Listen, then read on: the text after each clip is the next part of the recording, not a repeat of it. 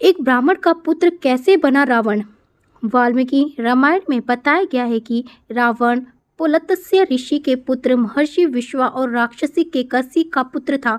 रावण के जन्म की कहानी आरंभ होती है समुद्र मंथन से। समुद्र मंथन से निकले अमृत को पीकर जब देवतागण राक्षस गणों से अधिक शक्तिशाली हो गए और हर युद्ध में उन्हें पराजित करने लगे, तो राक्षसों को चिंता होने लगी कि इस तरह तो उनके समूचे कुल का नाश हो जाएगा और राक्षसों के साम्राज्य का अंत हो जाएगा। तब सर्वसम्मति से राक्षसों के बीच में इस बात पर सहमति बनी कि राक्षसों की पुत्री ऐसी शक्तिशाली पुरुष को जन्म दे जो ब्राह्मण भी हो और राक्षसों के कहने पर देवताओं के साथ युद्ध करके उन्हें हरा सके। मन में यही विचार लिए राक्षस राज्य सुमाली अपनी पुत्री केकसी के पास पहुंचा और उससे कहा, पुत्री, अब तुम विवाह योग्य हो चुकी हो।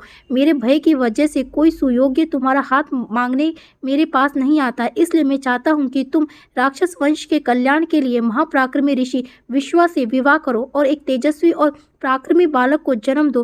केकसी ने अपने कर्तव्य का पालन किया। अपने पिता से आज्ञा लेकर वह ऋषि विश्वा से मिलने के लिए पाताल लोक से पृथ्वी लोक को निकल पड़ी। पृथ्वी लोक तक पहुंचते ही केकसी को काफी समय लग गया और इस कारण वे शाम के वक्त ऋषि विश्वा के आश्रम पहुंची। यहाँ आकर केकसी ने ऋषि विश्वा के चरण स्पर्श किया और फिर अपने मन की इच्छा उन्हें बताई।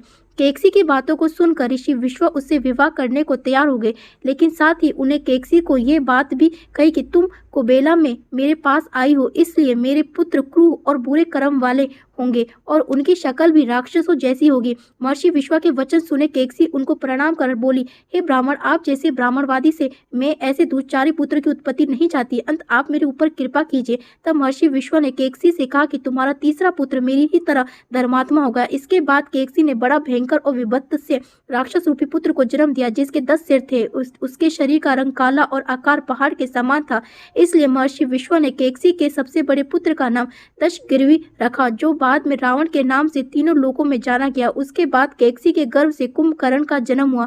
इसके समान लंबा चौड़ा दूसरा कोई प्राणी न था। उसके बाद बुरी सूरत की सुपर्णरेखा उत्पन्न हुई। सबके पीछे केकसी के सबसे छोटे पुत्र धर्माता विभीषण ने जन्म लिया। राधे राधे।